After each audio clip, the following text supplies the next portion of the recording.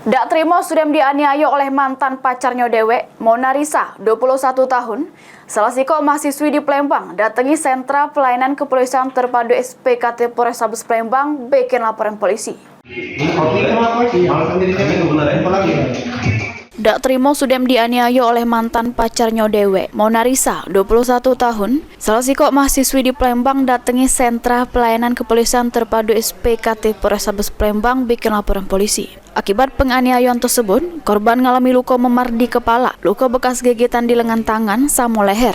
Diungkap ke korban, penganiayaan tersebut bermula pas dirinya lagi pergi sama kawannya. Sesudah itu disuruh balik ke kosan oleh terlapor, tapi tidak dituruti oleh korban. Tapi pas korban balik ke kosan, tidak taunya terlapor ini sudah menunggu di jabo kos. Sehingga korban langsung ditarik ke jero kos, sehingga terjadilah penganiayaan sampai tangan korban digigit terlapor.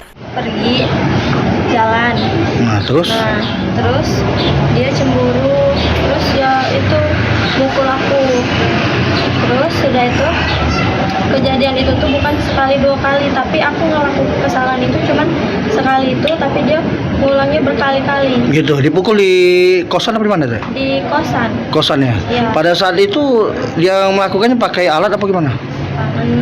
Tangan, terus diancam nggak? Ya, enggak. Sempat ngancam juga ya? Enggak ada. Itu siapa deh pelaku ini? Kawan dekat. Mantan pacar apa gimana? Ya, mantan. Mantan pacar ya? Nah, jadi luka di bagian apa saja dek? Luka di tangan, Heeh. sama di sini, Heeh.